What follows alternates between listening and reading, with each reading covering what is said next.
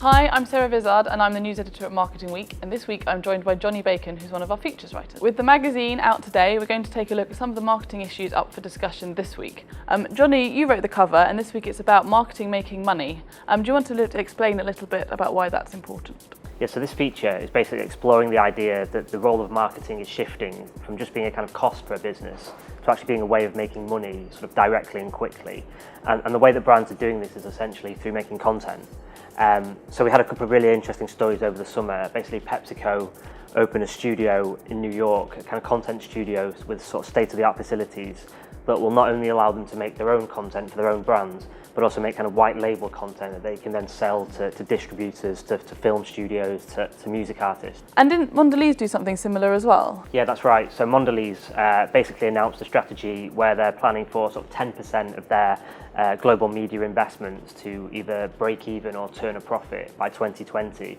And again, the idea is that they're going to do that through making content and sell that content. So they announced a deal with BuzzFeed, for example, where they're going to create a kind of online platform, sort of well-being content, which they can then sell ads against and make revenue against.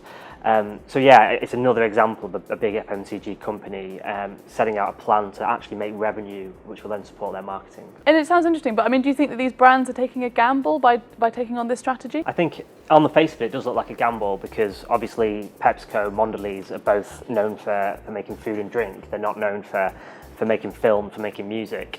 But when you look at it in a bit more detail, it actually makes a lot of sense why they're doing this. Essentially, it's becoming harder and harder for brands like PepsiCo, Mondelez to actually reach their consumers online. There's more and more evidence that people are just ignoring digital advertising, that kind of impression metrics aren't working for brands. So they're trying to find new ways of engaging with them, and they're doing that through content. So I think you can see it as a gamble because they're kind of taking a step into the unknown. But also I think it's a wise move if they can kind of get that content right, get the partnerships right, and actually produce really good content that people want to watch and engage with. So one of the big pieces of marketing news this week has come from McDonald's in North America, where it's decided to consolidate its ad business with Omnicom. Yeah, so our columnist Mark Ritson had some interesting views on this. He seemed to think it was a really good thing for kind of client-side marketeers. What do you think? Well, yeah, it is. There's actually two interesting parts to this. First of all is how it's been set up. So there's been quite a debate in the marketing world about whether agencies should be set up so that marketers can just have one single integrated agency that they go to for everything, or whether they should have a series of different agencies that they use for digital content.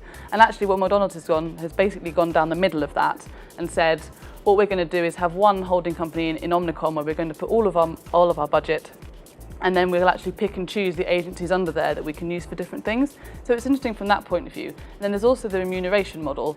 So what they're doing is operating a zero margin remuneration model. So that basically means that Omnicom will only get money if they hit performance-based targets. So do you think that this is something that other brands will try and do in their kind of client-agency relationship? It's certainly appealing from a brand point of view. Suddenly an agency's success is based on how effective the marketing is, not just coming up with the work.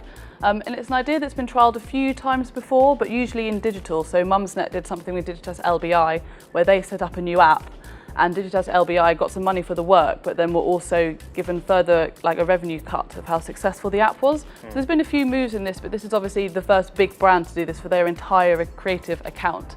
I think that we'll see a pushback from agencies, because obviously it's not just marketing that affects how a business is doing. There's all sorts of other issues going on. But I think it's something that a lot of other brands will certainly look at to see how it goes. It's just whether or not that many others have the cachet of a McDonald's account that will mean that agencies will want to go down this route with them. And obviously this isn't the only other big client agency story at the moment, because we've had news about both Sainsbury's and M&S moving their ad accounts to new agencies. How significant do you think that is in the lead up to the busy Christmas period?